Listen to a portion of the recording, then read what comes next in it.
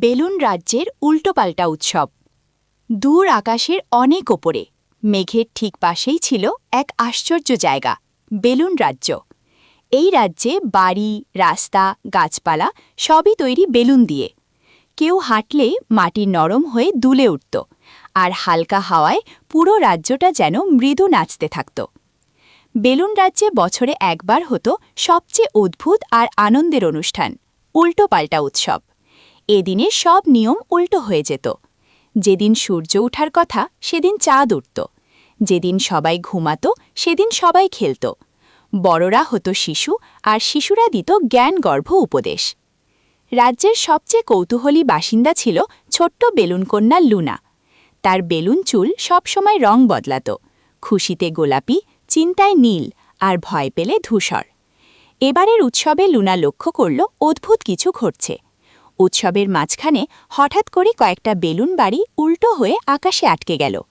হাসি খুশির বদলে রাজ্যে ছড়িয়ে পড়ল হালকা আতঙ্ক। সবাই ভাবল, এ তো উল্টোপাল্টা উৎসব, উল্টো হবেই। কিন্তু লুনা বুঝল এটা স্বাভাবিক উল্টোপাল্টা নয়, এটা বিপজ্জনক উল্টে যাওয়া। লুনা ছুটে গেল বেলুন রাজ্যের সবচেয়ে পুরনো জায়গায়, হালকা বাতাসের ঘণ্টা।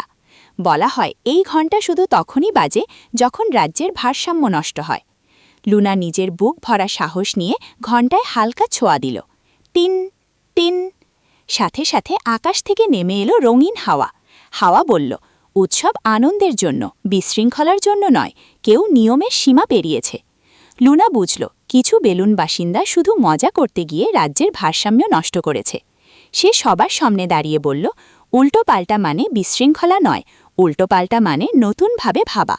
লুনার কথা শুনে সবাই থেমে গেল। লজ্জায় মাথা নিচু করল দুষ্টুমি করা বাসিন্দারা। সবাই মিলে ঠিক করল, উৎসব থাকবে কিন্তু দায়িত্বও থাকবে। হালকা বাতাসের ঘণ্টা আবার বাজল। উল্টো হয়ে থাকা বেলুন বাড়িগুলো ধীরে ধীরে ঠিক জায়গায় ফিরে এলো। রাজ্য আবার ভরে উঠল হাসি আর রঙে। সেই দিন থেকে লুনা পরিচিত হল যে উল্টো পাল্টার ভেতরেও ঠিক পথ খুঁজে পায় হিসেবে। আর বেলুন রাজ্যের উৎসব আজও হয়, আরও রঙিন, আরও আনন্দময়, আর সবচেয়ে গুরুত্বপূর্ণ, সচেতন উল্টোপাল্টা।